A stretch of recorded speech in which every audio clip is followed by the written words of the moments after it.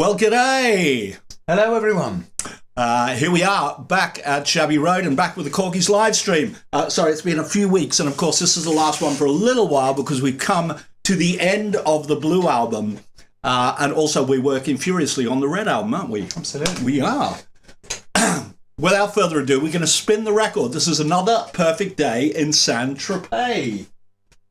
Ta-da!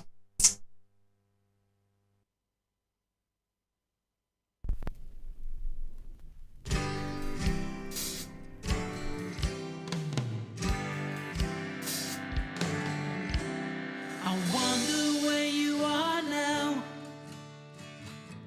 Do you ever think of me? It's been a long time, I know. Driving your beat up to CV, long and forgotten, locked in my mind. That song took me back to the time busking down in Bordeaux, working our way down to the Sunshine Coast. We sang a lot of Beach Boys and Beatles too. When you're 18, there's nothing you can do. Now I'm looking out over the bay. Life is swell, as they say, and for every song we played, that's another meal we made. It's another perfect day in Saint-Tropez.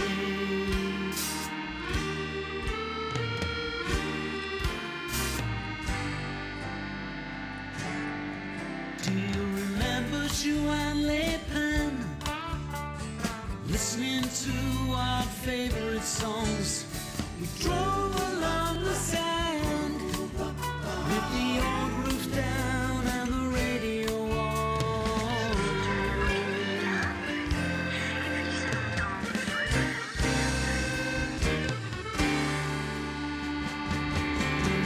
Busking down in Bordeaux, working our way down to the Sunshine Coast. We sang a lot of Beach Boys and Beatles too. When you're 18, there's nothing you can do. Now I'm looking out over the bay. Life is swell, as they say, and for every song we play, that's another meal we made. It's another perfect day. We should go home, but here we stay. It's another perfect day in Saint-Tropez.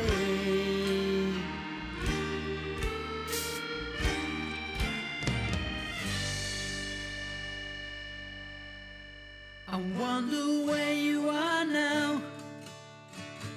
Whatever happened to that 2CV? It's been a long time, I know. And do you ever think of me at all?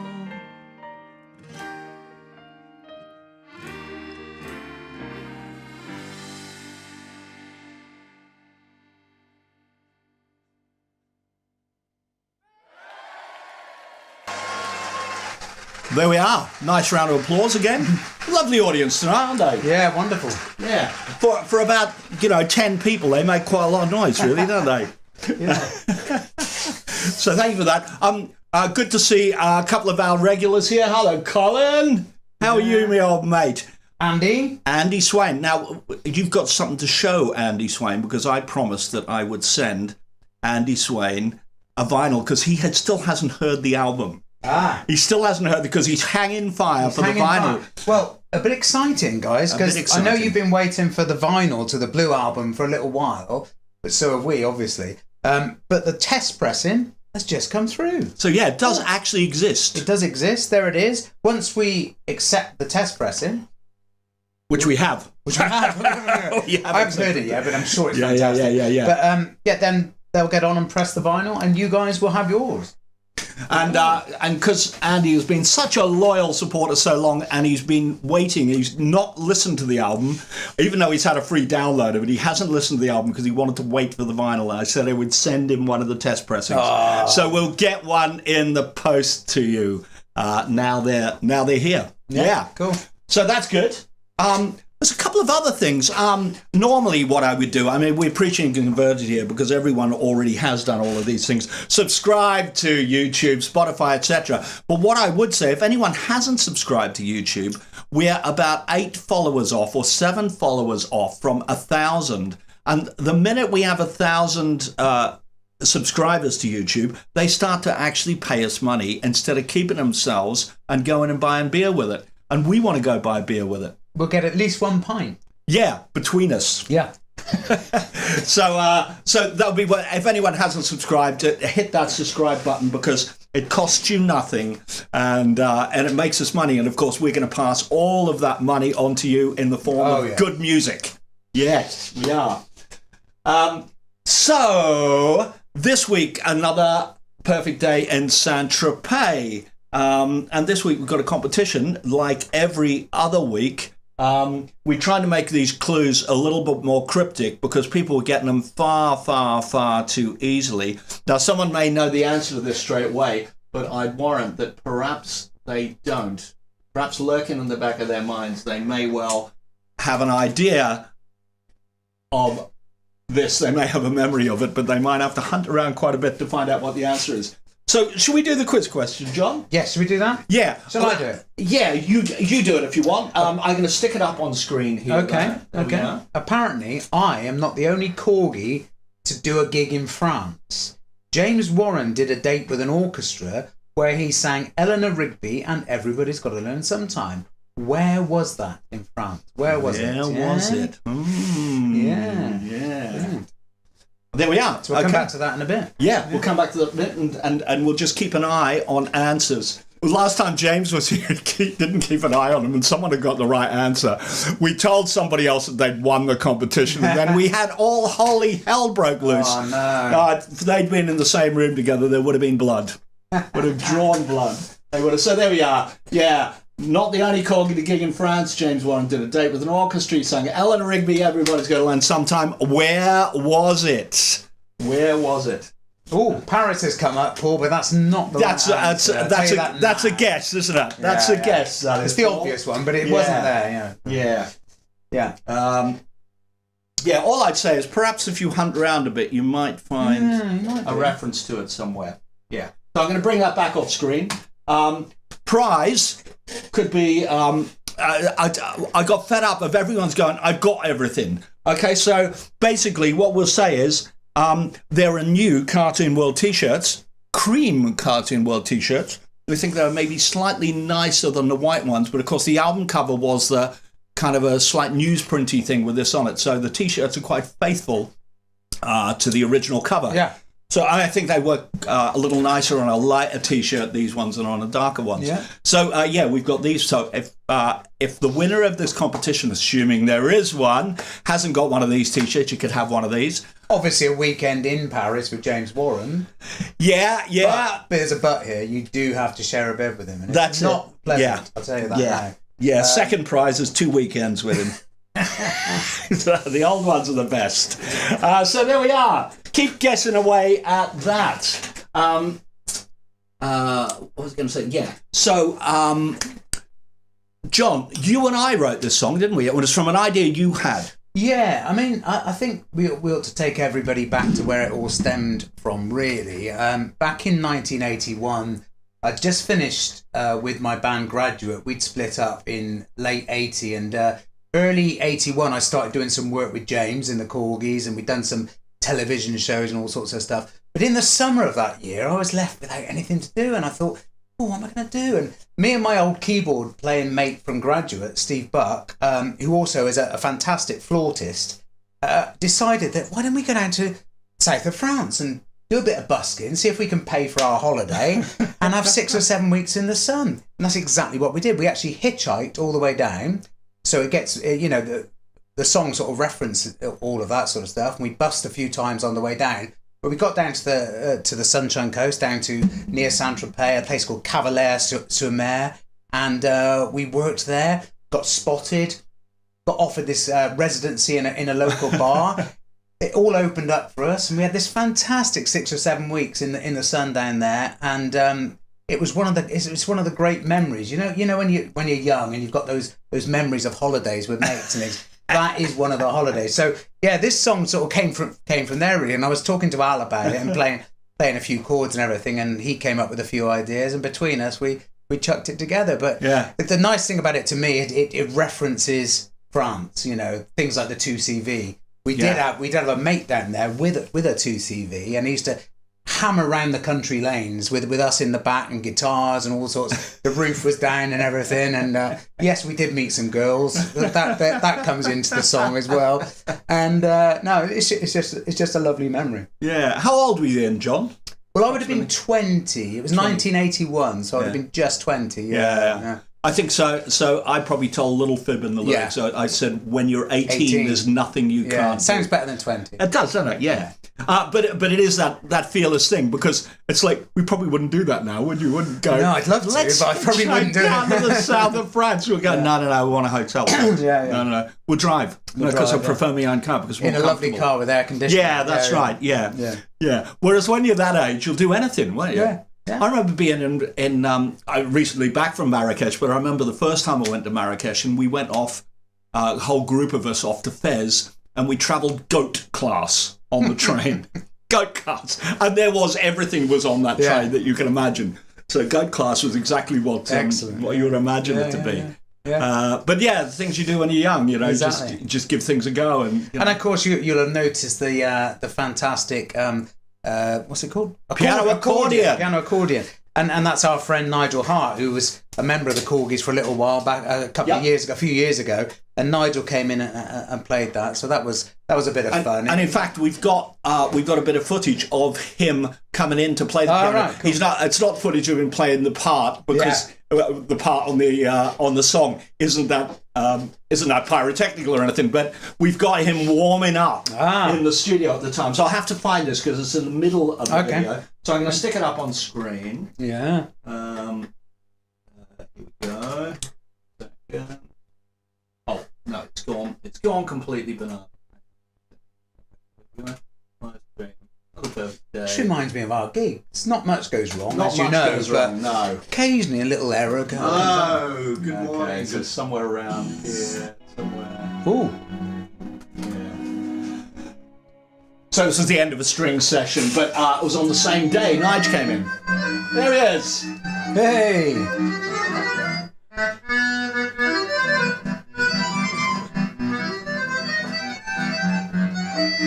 So it's not every day we have one of these in the house. This is Nigel Hart, who of course has played keyboards with the band quite a bit, and he's come in today with a brand new snazzy piano accordion. Digital one, is it? Yeah.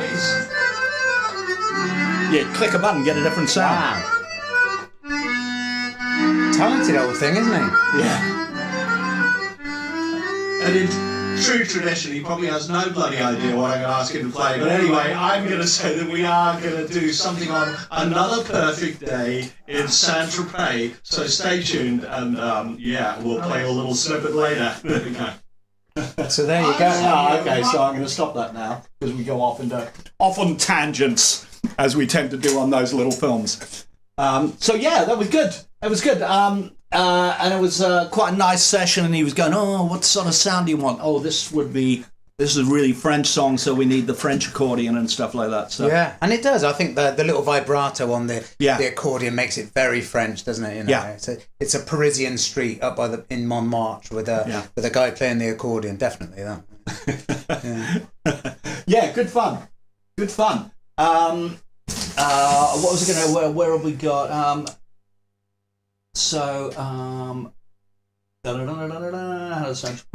accordion. At some point soon, we're going to get up the Sonar song and have a little look around. There.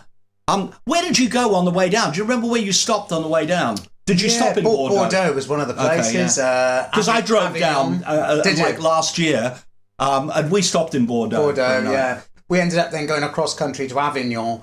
and then cutting down to the coast that way. But Yeah. I remember we were coming.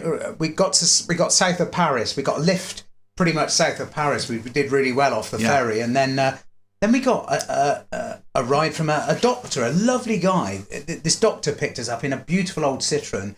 And he said, where are you going, guys? And we said, we're going down to the south of France. He said, well, I can't go that far. He said, and he was going about 25 miles down to his house. Right. And he said, I'll tell you what, I'll ring my wife, I'll stop at the phone box, we'll ring my wife and see if she can prepare some lunch for us. So that's what he did. He literally stopped at a phone box in a service station, rang his wife. He said, I've got 2 guys coming down and they're going busking in the south of France. He said, can we prepare them some lunch? And we ended up at this guy's house and had wine and lunch with him and everything. And then he took us back up to the A road or the motorway and said, off you go then, good luck, and never saw him again. It was fantastic. Yeah. But that's what you do, isn't it? It's great when stuff like that happens. And I remember I was in Thailand, and Dave Dagger's good photographer mate of mine, had come out.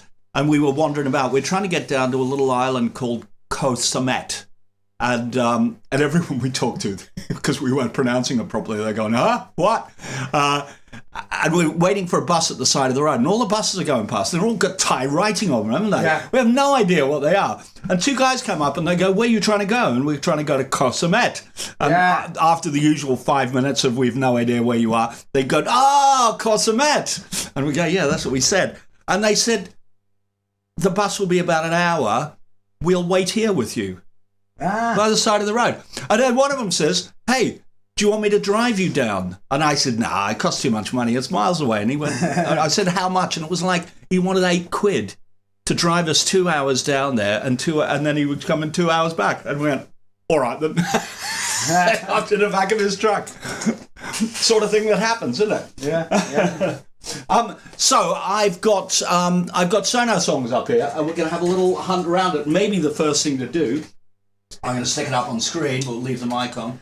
Maybe the first thing to do is find Nigel's piano accordion, which shouldn't be too tough to find. Just before you do that, how do you go back on this Mac? How do you cross something out that you've written? Oh, just backspace there. Delete. Yeah. That's what I need to do. Yeah. Okay, cool. So where are we? Acoustics up here. Accordion. Okay, yeah. So here we are. This is Nigel's accordion. Let's find maybe the biggest thing here is the link. So I'll just put a solo on. We'll have a listen to what he did.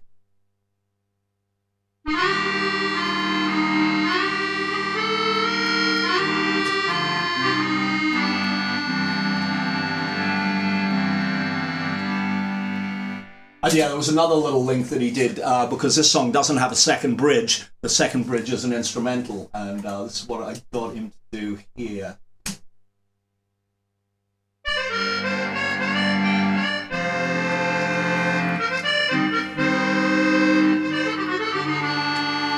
Beautiful.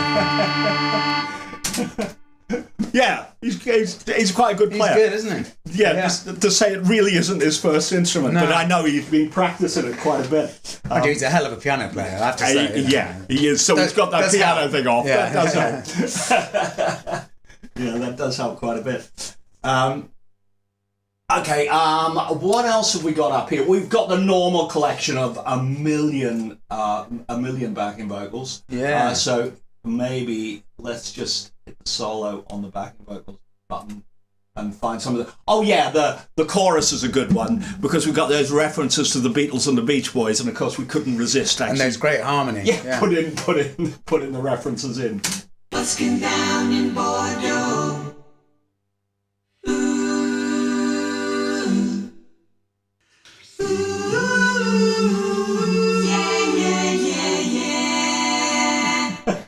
Okay. So Beach Boys followed by She Loves You. Yeah, that's right. So loads of people on that one. There's a whole bunch of them there. And then it comes back with this lovely block here.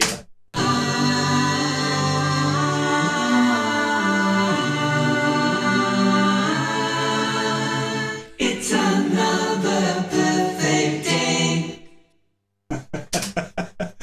So he don't really hear that, when you listen to the song, do you? That's quite a nice little bit, that is. So I'll just check there's no more miraculous things there. I think that's more or less that's kind of a pretty much repeat. This is very much a traditional song, and we don't often do them really, but it's really piano as the main instrument, drums, bit of acoustic bass, guitar. and acoustic guitar. That's it. Simple. I think there's no electric guitars on this, is there? Oh, that little bit of solo. Yeah, between the verses, you just do a couple of little lines, don't you? Yeah. I don't even remember that. But very little, yeah. It's unusual for Al, as we know,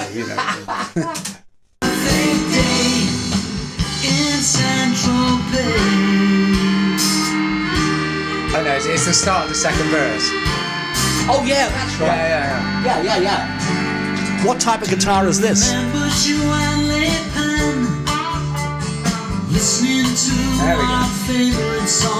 It is, of course, it's a dobro guitar, which is one of those shiny guitars that they play with a slide, where the strings are about 3 inches off the frets. Yeah, that's right.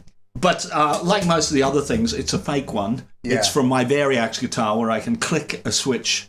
And as I did at the Albert Hall on Monday, click a switch and get a sitar for a little effect. Click another switch and get a dobro. And that's what I played it on. But it's pretty convincing. It's a nice sound. It just seemed like I was just nagging at me that there was nothing new came in the second verse. It's nice, a nice little. Yeah, I think there's only 3 times it plays in a whole song. Yeah. But sometimes, we are sort of masters at overdoing the production and the vocals and everything. But sometimes it is nice to do something very simple, isn't it? And it's just refreshing, really. There's a question here I'm going to answer. Actually, it's from Paul, and he says, "John, will the Graduate CD, Acting My Age, ever be re-released?" Because the copies on eBay go for about 70 quid and even more. I've seen some at 150 quid and things like that. The answer to that is I'd love to. It is a project I wouldn't mind getting involved in. There's a guy called Pete Minnell. Pete follows us on and makes some comments sometimes. Pete was a photographer, and he did some amazing photos of Graduate in the studio recording that album, and he did a book. And each member of Graduate got a copy of the book, and Tony Hatch got a copy of the book. And those are the only ones out there. And these photos are fantastic. And I've always said to him that one day we'll get BMG to re-release the album, but we'll use those photos because they were the session. It wasn't just the photos you see on the front of the album, which are just studio shots. Yeah. These were actually, in the studio doing the work. And it's fascinating, some of the old equipment, the 2-inch Studer tape machines and the old desk and things like that. And there's some great photos. So it would be a lovely package if we could get it done. BMG are just very awkward to deal with. I wonder if Cherry Red would be interested, because Cherry Red deal with BMG. Yeah, that's true. I might talk to them. Because BMG are likely to go, well, we could, but it wouldn't sell that many. We can't really be bothered. Whereas Cherry Red very much are of the ilk of, if you can do something special with it, people will buy it. The Tears for Fears fans around, especially the American ones, are crying out for it because a lot of them have to pay these silly prices for the ones that do come up. Yeah. So I think it would do okay. So yeah, it's something I will look into. Be an interesting little project anyway. Yeah. The trouble is, normally Cherry Red always, the thing that they say when they're re-releasing something is do you have any tracks that have never been released before? Do you have any old demos and things? And I'm sort of reluctant to use things like that because it's a bit sensitive with Roland and Kurt. Of course. And I don't want to upset people. Some of those things are a bit ropey. They go back a long time. We were kids. Yeah. We weren't as good musicians then as we are now. All of that sort of stuff. And sometimes you just got to get a balance between what's right and what's wrong, I think, in these things. And in this day and age, of course, with AI, you could actually go in and fix some of the things. If there was a couple of ropey notes, you could go in and fix them now. Because you could separate them all out again. That's true. So it's possible. It would take some work as well, because a lot of that stuff's on cassette, and it would take some work to make them sound even, I tell you what I do have, though, which I might get their interest. I do have a couple of live recordings taken from the desk at the Theatre Royal, Drury Lane in London when we supported Judy Zook. And there's Ever Met a Day, which we play in the Korgis set. Yeah. And there's a couple of other songs, and I've got live, and they actually sound really good. And you can just about hear the audience coming through, and we're talking to the audience between the songs. So that might be worth considering. That would be a good thing. Yeah. But of course, if you have the book and the photographs, then that would be something else that Cherry Red to get their teeth into, wouldn't it? It's the sort of thing that they probably charge a premium for if you're going to put all that sort of stuff together. But it ain't going to be £100, and that sort of stuff. And it would be a lovely package. Yeah. Sorry. So possibly. Well, actually, I don't think there's not too much else on the Sono songs for this, because it is a relatively simple song. I think in my head, when I was kind of sticking some of the original stuff together, I kind of had Jackson Browne in my head. Yeah. And perhaps if you listen to, I don't know if I can easily just solo the 4 instruments. Let's try and do that. I'll bring them in bit by bit. This is basically drums first, something like this.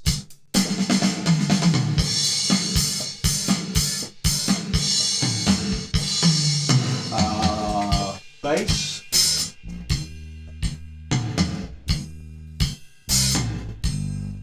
Gonna find a piano.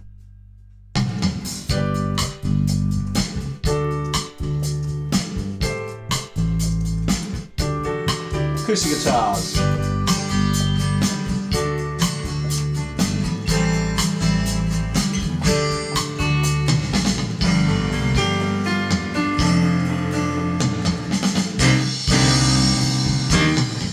Probably the chorus more than anything reminds me of a Jackson Browne groove. Oh, except we've done a breakdown here, haven't we? But it will come back.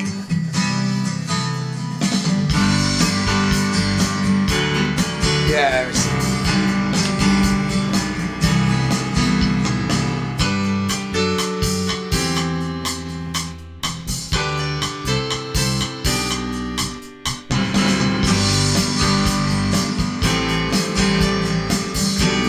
I'm thinking of about that Running on Empty Time or The Pretender. All of those albums had pretty much exactly that sound, didn't it?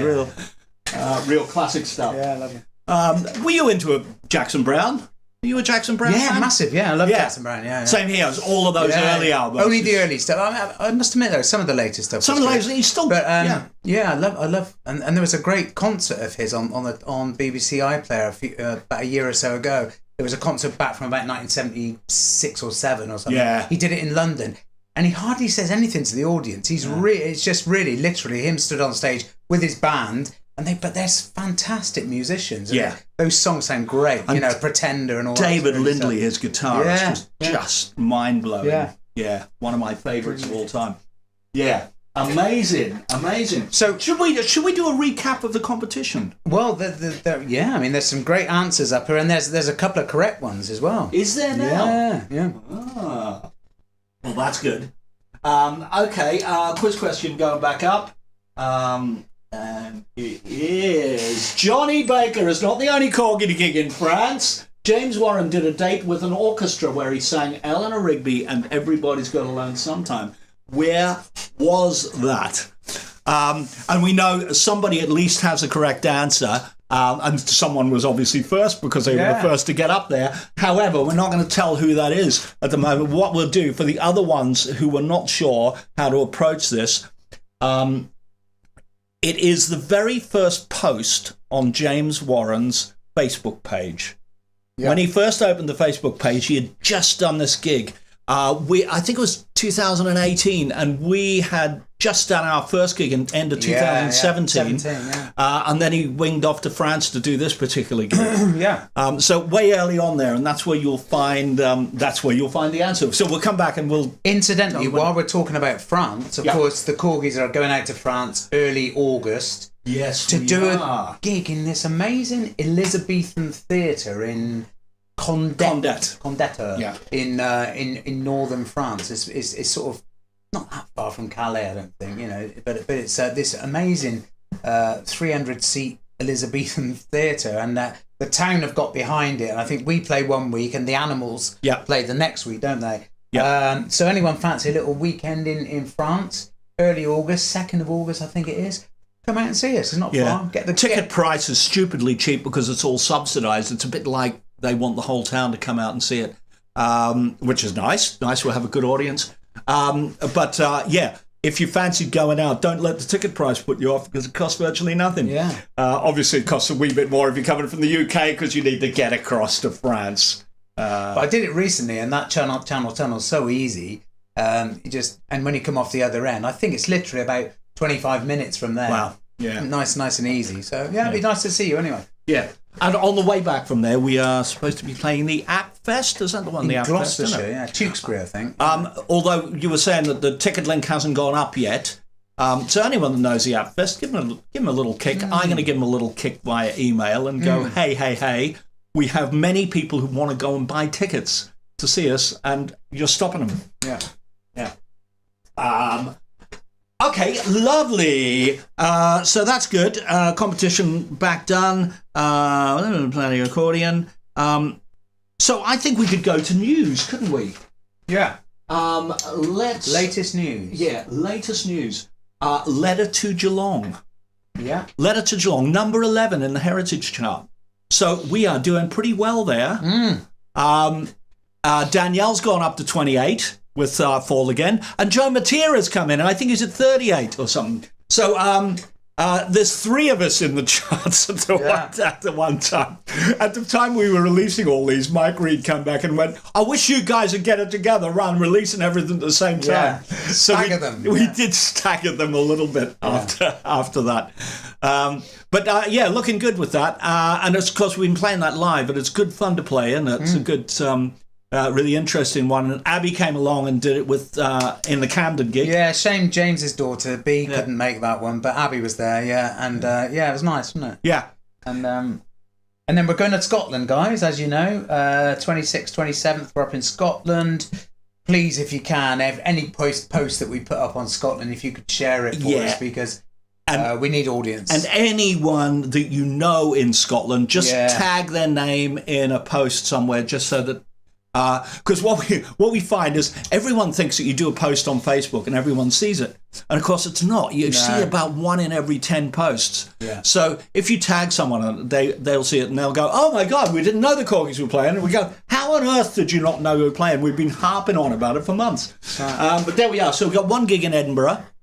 And we've got 1 gig in Glasgow. Yeah. And they are the 26th and 27th. I think it is anyway. Yeah. Friday and Saturday. Or if you fancy going up to beautiful Scotland, it's not quite the time of midges.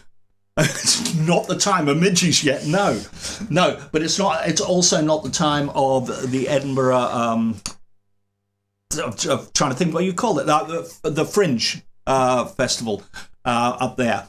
It's not the time of that anyway. So good time to go to Scotland if you fancy a couple of days up in Scotland. Catch a couple of Korgis gigs. This could be one opportunity to do it. So that's good.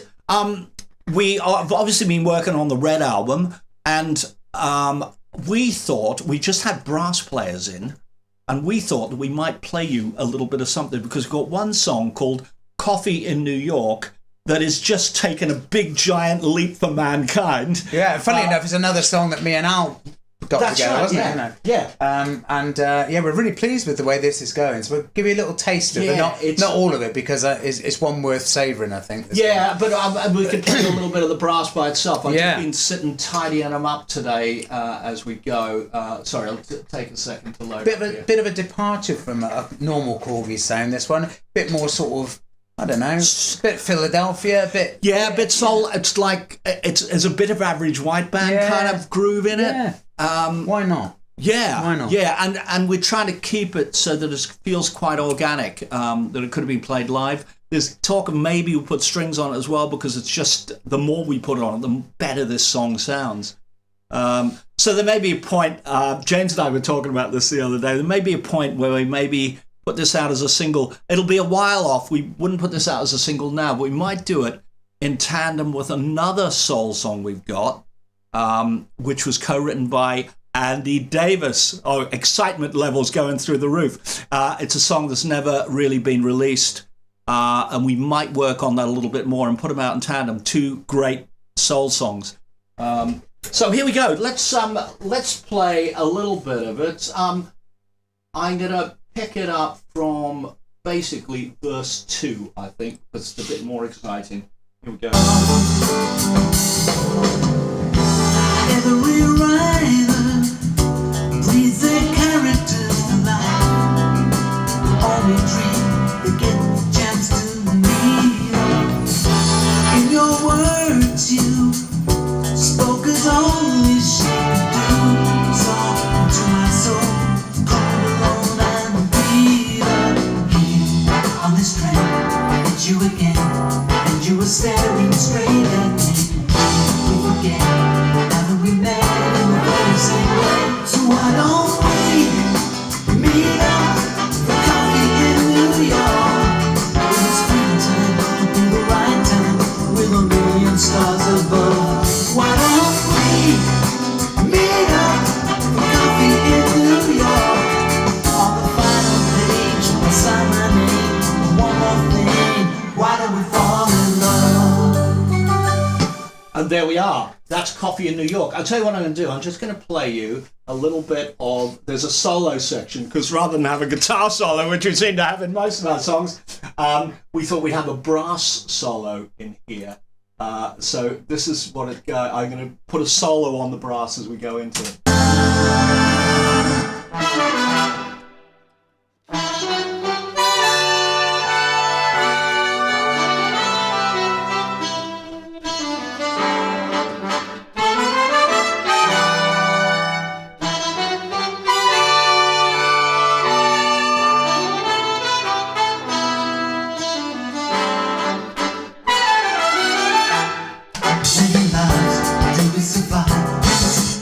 And yeah, that's why the brass players hate me, really. He's a clever bugger. He wrote all those brass arrangements, you know. And, the trouble is, he's now got to get a brass section on the road with us. Yeah. That's not so easy. Yeah, it's not so easy. Not so easy. But the parts are written. Yeah. And of course, since we did our orchestral gig, we've got quite a lot of brass parts for a good few of the other ones as well. So who knows? Who knows? Maybe we'll put an extra special one somewhere. If we can guarantee enough people are going to come along to it. Yeah. So there we are, Coffee in New York from the Red album, which is coming on in leaps and bounds. Very good. What else we got? Danielle, next week, Scotland. Eyes Have It Festival on July the 5th with the Christians on. Yeah, it's a 3-day festival. We're on the Friday. The Christians are on after us. And I think if you're interested in the whole weekend, there's people like Climax Booze Band, Sleeper, who are a 90s band. Who else was it? Oh, Eric Bell from Thin Lizzy's on. Gino Washington's on the Sunday, but we're on the Friday. About 7:30, I think, we're on that night. So that'd be a nice little festival for the summer. And we're in the beer tent. It holds about 2,000 people. I like beer. Yeah, I like beer tents as well. Yeah. Cool. We might even get some beer. We might. All right. I think we're good. I don't think there's any. Is there any other? I don't think there's any other news. No. James Warren's got a cold. Yeah, he has. He missed the Albert Hall gig. He did. Just in case you don't know what the Albert Hall gig is, I think most people do know. It's a Music Man project that works with people with disabilities, and it makes them the star of the show. Even though we had the Royal Marines as the band, string players, some of my string players, some other string players from around about the place, and I did all the musical arrangements for them. And then the musical director from the Marines upped those arrangements into a bigger thing because the Marines have got so many brass instruments, it's untrue. But even so, the students were still the stars of the show, even with that all-star cast and 250 people in a choir. So it was a great day, sold out pretty much. Michael Ball was there. He did a little bit of singing at the end of it. So good fun, great fun gig. And more coming up with them always. Competition. Yeah, should we do the... So the question was, I wasn't the only person, the only Korgi to do a gig in France. James Warren did a date with an orchestra where he sang Eleanor Rigby and Everybody's Got to Learn Sometime. Where was it? Well, the answer is Nancy. And the first person that got that one was Andy Swain. So Andy Swain! A couple of other people got it. Colin, you got it, didn't you? Well done. But Andy, yeah, absolutely right. It was Nancy. And I think you can see some of that on YouTube somewhere. Yeah, if you put in Symphopop. Symphopop. Yeah, it's there. And I think certainly on James's Facebook page, I don't know whether the video is there. I've seen a whole video for Everybody's Got to Learn Sometime and Eleanor Rigby there, but he did some other songs. I don't think they're all on there. I think those two are the ones that I've seen. Andy's being very kind. He's going to donate his prize to Colin, as he would like the T-shirt. Oh! Ah, right, okay. What, one of these cream ones, yeah? Okay. Yeah. Yeah? Yeah. No problem. No problem. We can do that. So, yeah, a lucky winner. So I think we got the right amount of difficulty in that question there. That was a good one. So we are going to take a little sabbatical from the live stream for a little while. Sorry, it's been a bit patchy the last few weeks, but we've all been stupid busy. And we'll come back just as the Red Album is being released. We might do a pre-live stream and just give you a little taster of every song or something like that. And then we'll go back and we'll just do them one by one. There's some corkers on this album. I think the Red Album is even a little more stretched out than the Blue Album. We've just gone in places that we've never gone before, which always seems like a good idea, doesn't it? And just one other bit of news, actually, yeah. We can mention this, I think, is that it looks like a company in Japan's going to take it as a double album. Yes. Doesn't it? Yes. So that might be a nice little collector's piece, because ours are separate, as you know. Yeah. We've got Blue Album, then Red Album, but yeah. the Japanese release might be a proper double album. Yeah. Which it's looking that way. It's looking that way. The packaging will be, it'll be similar but different. They pretty much always use a booklet. They always have their own Japanese liner notes as well as always kind of including ours. But I don't think it will include posters like ours do. The Japanese tend not to do that. But yeah, that's exciting stuff. So yeah, very, very good. And we will be back shortly with that. So keep a look out, and I will try and post when we're going to bring this live stream back. Pretty much on the website will tell you on the gigs bit, or actually on the homepage, it will say at the moment it will say the live stream is on a sabbatical for the moment, but when it comes back there will be a link to when that first one's going to be, and we'll try and ramp that up about 3 weeks before or something, just really make a point of going right, it's going to be here, so no one misses it. There we are. Thanks, guys. We have a little bit of a video for it. It's a bit of a cheap video because it's a lyric video, but it's a very nice picture of Saint-Tropez. And we're going to leave you with that, and we will speak to you all very soon. Thanks everyone for joining. Ingo, Tim, everyone else. I think we mentioned most other people. Colin, John, Paul G, obviously. John Gamble from Ibstock. Yeah.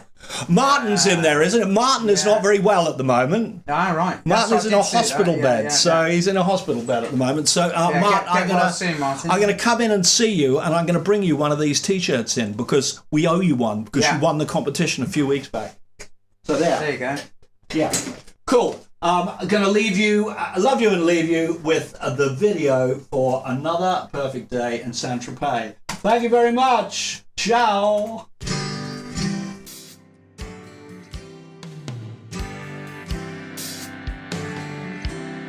I wonder where you are now. Do you ever think of me? It's been a long time, I know.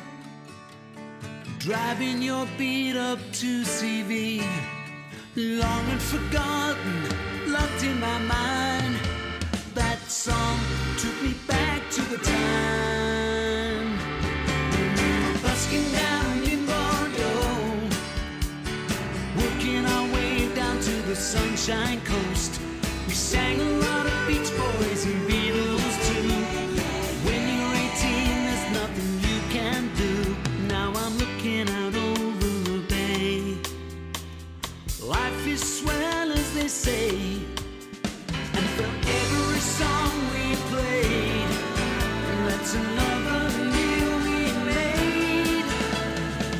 It's another perfect day in Central Pay.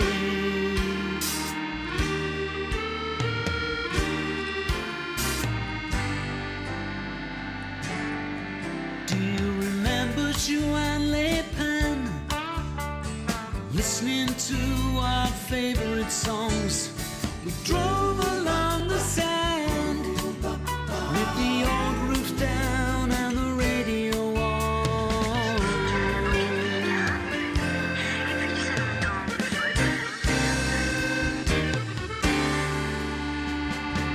We were busking down in Bordeaux, working our way down to the Sunshine Coast. We sang a lot of Beach Boys and Beatles too. When you're 18, there's nothing you can do. Now I'm looking out over the bay.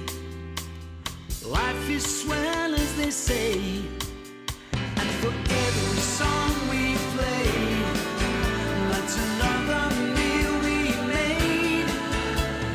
It's another perfect day. We should go home, but here we stay. It's another perfect day in Central Pay.